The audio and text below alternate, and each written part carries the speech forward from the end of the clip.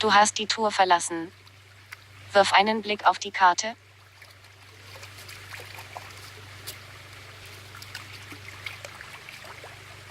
Die Tour liegt nun vor dir.